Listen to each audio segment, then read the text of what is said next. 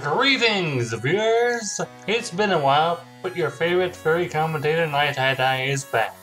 This is a video I've been wanting to do for a while now. A video by the YouTuber Bad Cop who rants about Mr. Medicare. Now I know people in the commentary community don't have the best opinion of Mr. Medicare, but you can't deny that Jim has certainly earned his audience. And while Bad Cop has his right to express his opinions about Medicare, it's how he goes about it that's the problem.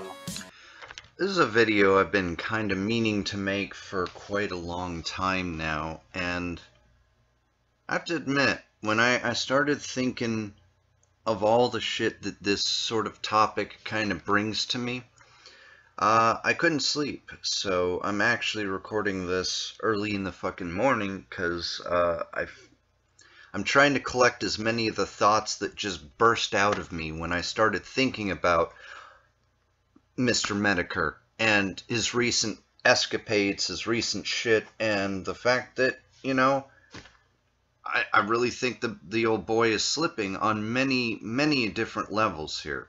Slipping? While I don't watch or like everything Medicare puts out, I'd be hard-pressed to think of a time when he dropped the ball on anything. Let me start with the thing that really started to push me over the edge here. Medicare comes on to anybody's podcast, or so he claims. He sits there and he'll tell you in his fucking streams that, oh, you know, I've gone on podcasts with people who had fucking 2 subscribers. I got 2K subscribers, motherfucker, and you've never once fucking responded to me on me asking. The day you fucking said, you know, I can't remember which video it was or who you were streaming with, but you said the one thing that you were upset about or that you were disappointed with is that more people didn't ask you to stream, that you would be willing to do interviews or do people's podcasts, and you just wish you'd take on any comers. I fucking messaged you, motherfucker, and you ignored me. I fucking private messaged you on YouTube, you fucking ignored me. I went to your fucking Twitter account, I fucking asked you politely, because I wasn't fucking, you know, gonna take this lightly, but I wasn't gonna be an ass about this, if you would come on to do a fucking interview with me, and you fucking ignored me. And I've even tweeted to you. I've even added to you in fucking public on my fucking Twitter, and you fucking ignored me, you degenerate piece of shit. And here we have my issue with this video. While Bad Cop may have legit issues with Medicare's content, this is the thing he brings up throughout the runtime of his video. That Medicare never came onto his channel, but went onto other people's instead. Oh, you'll waste your time with the Queen of Paws long ago and far away, and you won't fucking come on my channel? What? Because I fucking talk too much? Oh, I'm boring? Oh, you'll go on a channel, admittedly, by your own admission, that you will go on a channel with 2 fucking subscribers, and for whatever fucking reason, you won't come on my channel. What in the fuck, man? Do you really feel this is the best way to behave due to feeling blacklisted? The fact you say the smaller channels Medicare goes on are beneath him and aren't worth his time also makes you come off as a bitter elitist. But okay, so fucking, you know, he tells us in one fucking podcast or at the end of things when people are asking, what are you working on?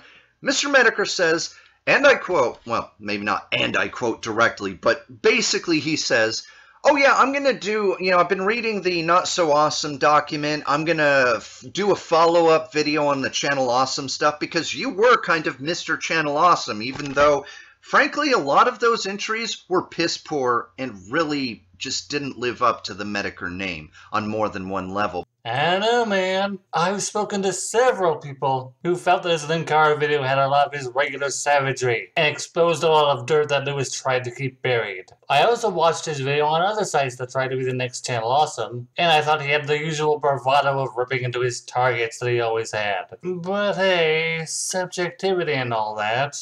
And then, when somebody asks you about it, you say in your latest Medocast, where you fucking out Queen of Paws, you fucking say, oh no, I'm done with that. I'm done. I'm not going to do that because other people have said it better. I can actually agree with that. A lot of people have covered everything that had to be said about the Channel Awesome drama, like Social Injustice Warrior, and former members of the site like Count Jackula and Phil Bunny. If Jim feels that there isn't much more he can add to the discussion, that's all there is to it. Okay, if I were a paying customer at your Patreon, I'd be pretty fucking pissed off at this point because you're announcing content and then you're just dropping it. And instead of uploading more, like you promised, instead of the incentive for you to push your content further, you've actually done less. Oh, because you're too busy going on everybody's channel except for mine and telling people, oh, I've been on everybody's channel, even people with 2 subscribers, so it doesn't have to do with subscriber counts. Then why the fuck won't you come on my show? Oh, and here I am. I'm on the eve of my channel going fucking archive because, you know, I'm going to have no more bandwidth about this time of the month because I've got a shitty ISP. And, oh yeah, that's right, I'm going to be moving soon.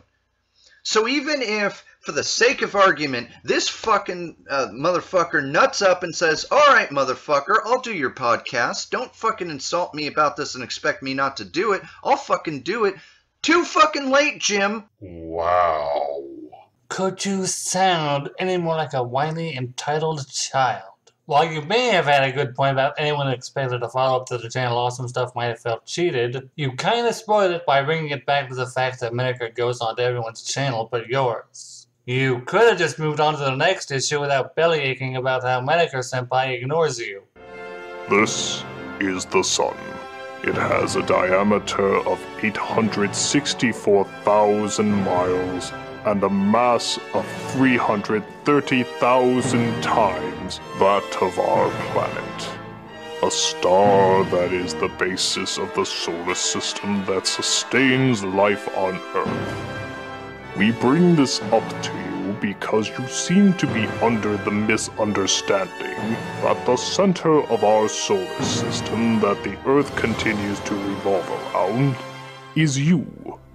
The Earth, in fact, does not revolve around you, and you are not the center of our solar system. We apologize that you were ever under this delusion. Please don't mate. I don't give a shit. I don't give a fuck. I don't give a shit. I don't give a fuck. I'd like to say, you know, putting out, but, you know, I really expected so much more from your Wings of Redemption video. I already knew like 95% of this, and I actually got to see the fucking podcast, which was one of your sole means of information, by the way, which isn't like you, but fuck it, you know, if I can just have the information handed to me, why bother going out and researching even further? So, you know, I saw that podcast, so I pretty much had seen your Wings of Redemption video before you even made it. And I was waiting for it to get funny. I was waiting for it to get interesting. I was waiting for you to hit me with stuff that I'd never heard before, stuff that only Jim, only that Mr. Miniker could fucking pull out of these subjects, and it's not fucking there. Why? What has happened to you? Has the fucking AIDS cancer finally fucking gotten to you to the point to where you just can't produce the kind of works you used to produce? Because I don't understand this, Jim. Help me fucking understand this, because I don't understand you anymore. Have you ever stopped to think that maybe it's you? That maybe you've grown tired of Miniker's content? I mean, it does happen with content creators you've liked for a long time. I used to be a fan of commentators like The Amazing Atheist, Undoomed and Armored Skeptic, but slowly I grew tired of their content, and I rarely watch them anymore. While I may not find them as entertaining or insightful as I used to, I understand while I may have drifted away from being a member of their audience, there's always the chance that new people will come across their channels and find something they like. You know, I'm still waiting for your stuff on Randomer Cam. Oh, that never materialized. You know, I'm waiting on so many projects that you've announced, and only some of which you verbally have canceled, and the rest of which, who the fuck knows? They just went down the memory hole, and because, you know, you're sitting high on fucking Fat City due to your real life job and your fucking Patreon, which, why would I fucking pay you to do Medocast? Why would the fuck would I pay you to do going on other people's podcasts, especially people I despise, people who are beneath you, Jim? People who aren't worthy to fucking lick your boots, all right? And giving those people the time of day, and you won't come on my fucking show. Yeah. Jim shouldn't be on channels that have only 2 subs. Or on channels that Bad Cop personally doesn't care for. He should be going on Bad Cop's channel, because Bad Cop archives everything Jim does. Has over 2K subs. I hope you realize how much you sound like an entitled elitist. But you have this fucking, oh, I don't have time for this kind of bullshit. The same kind of shit that really unscrupulous people try to pull when they have nothing to combat stuff with or to really work with, and they just, you know, because your story always changes. Oh, I only do stuff that interests me, or oh, I'm just a troll. Which is it, Jim? Because you're starting to create new excuses for why you won't cover something, or why something no longer interests you, or you're not going to do something. Can't it be both? Maker's always given off the vibe that if he's going to go after anything, that's going to be something that interests him, and that he can have fun covering. Why should he go after a subject that he's lost interest in or feels he has nothing to say on? Oh wait, just because you want him to. I don't give a shit. I don't give a fuck. I don't give a shit. I don't give a fuck. You know, I could go on and on with those sorts of things, but it's one of these things that's almost soul-crushing, and he was probably one of the first big YouTube heroes I ever had to fall. Now, you weren't so much a hero because, as I said, like off and on through your years of work, I've noticed a lot of shit that really pisses me off with you because you really should know better by now, and you're still doing stuff. With your Channel Awesome video, you were still doing stuff where you're like, oh, I had all this stuff scripted and I threw it out because of this. Your Angry Joe video was fucking abysmal. It's beneath your fucking standards of work, and it wasn't so much funny or insightful, and there was so much better shit you could have put in there that I put in your comment section because I have the receipts on this shit. You could have showed how much of a spurg this dumbass is. You could have showcased, you know, how cringy and just not funny his skits are. You know, one thing I've noticed as I've done this retrospective look at this particular website and the content creators that are associated with it, is that each person that watches it seems to have their own motivation, their own reasoning for wanting to take a look back. For some people, that is a nostalgia trip. They used to watch these shows. They remember the personalities. It's a chance for them to go, hey, I remember that. I remember when I used to watch this stuff every single day, when I used to go to that website every single day, but goddamn, has it been years since I've done that. For other people, it's more of a carnival sideshow attraction. They get to sit down for 15 to 20 minutes and hear a nice summation of individuals that were associated with the website and events that took place in their life. But I think one common thread that each of these videos happens to share with one another is that they are cautionary tales. They are cautionary tales for what to look out for if you want to be a content creator on the internet. Each of them serves to show and illustrate the pitfalls and the mistakes that you can make, what you should look to avoid as you navigate your way around this particular area of the internet. But these mistakes, they've been in the past. These are things that happened years ago. And as we move into this 4th episode with Joe Vargas, with Angry Joe, my intention was to, again, offer a retrospective look at his journey from an unknown individual to somebody who has nearly 3 million subs, a person who's put out video after video for nearly a decade. All because he has a passion for a hobby, and the hard work that he put into those videos that he put out, his angry reviews, and how that attracted an audience. Now, Joe has had his moments on the internet like almost anybody else, and in fact, one of those moments was at the very beginning of this video. And peppered throughout the original intent of this particular episode were going to be highlights of that. But due to recent events that have transpired in the last 2 weeks, I've decided to shift focus a little bit in trying to keep with that idea of cautionary tales for things that you should seek to avoid. I feel it best, rather than to do a purely retrospective look at Angry Joe, to instead take a look at the current events surrounding him. Jim clearly had intentions of showing off instances of Angry Joe flipping his shit, but later on chose to stick with his cautionary tales retrospective. The video in question is about Joe's relationship with his fan base. And really, you don't feel the tweets and comments Joe made would count as Angry Joe being a spurg. Granted, it's subjective, but at the same time, Joe's behavior did greatly affect why so many of his fans had lost respect for him. You know, there were so many things you could have gone for that weren't just rumor or hearsay, that are stuff that are on offer, that have receipts for them that I collected back when I was just had a hardcore hate boner for Joe, and I still largely do because he's not funny and his content's just gotten worse and worse, and I just don't care for him. So I don't watch him, and I generally try to forget about him. But you, with the kind of workload and caseloads you've done on Terry A. Davis before this, and Brian Connors and the Diaper Furs and all these other places where you've pulled out really great shit, you decide, you literally tell us, oh, I had this whole thing scripted out for Joe and I threw it out the window because I want to talk about a recent interaction he had with the fans. And that's what Jim felt would be a more interesting video. He felt examining why Angry Joe lost a good chunk of his popularity was a better angle than just making fun of him. I don't give a shit. I don't give a fuck. I don't give a shit. I don't give a fuck. And I've never seen you lose your shit until the Baked Alaska thing. And I was expecting a Baked Alaska video because you went after the Badgers for less. You went after the Kumite for less. That's the thing. You're going after people more and more for less and less provocation or reason. Now, maybe you have your reasons. Maybe they are important reasons, and I can't argue that. It's subjective.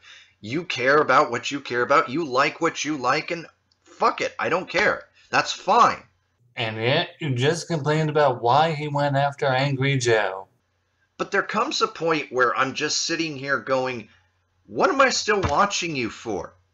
You lie to my face saying, I'll go on anybody's podcast. Then when I contact you in anywhere that you have allowed for contact for people, you won't fucking talk to me. I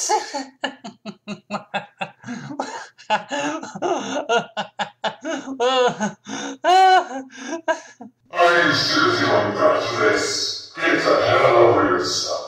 You know, your content is boring and I don't want to be a part of it. You know, I could respect you fucking saying that. I've had bigger people than you tell me my content was fucking boring.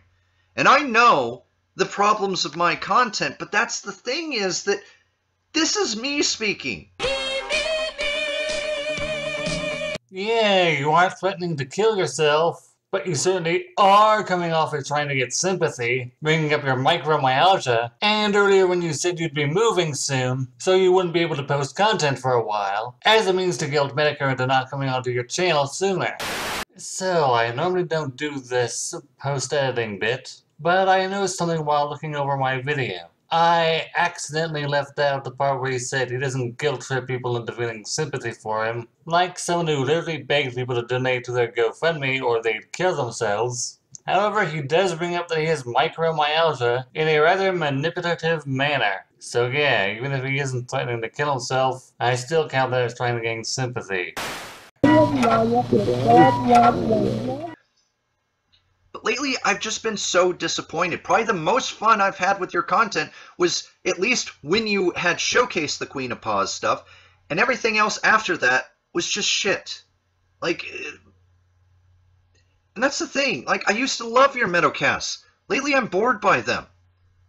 When somebody as boring ass as me fucking calls you boring, I think you know you done fucked up. Not that Jim's gonna fucking say as much. Maybe he'll make a video. Maybe he'll make a video just calling me a massive faggot or trying to use anything from my past against me, even though I'm an open book. I've owned up to everything I've done, and the only stuff I've taken off my channel, I've told people why I took it off my channel, and I stand by that reasoning. So there's really nothing you can dig up on me, Jim, that I'm afraid of people knowing, because most of my fandom knows me. Because I don't pull this fucking bullshit of, oh, you know, I'm going to keep all these secrets. I hope nobody finds out from my very unshielded, you know, internet activity out there. No, I have nothing to hide. So you can fucking call me all sorts of things. You can try to say that, oh, look at Bad Cop, this cuck who let a woman hit him and a woman rape him. Oh, boo-hoo-hoo.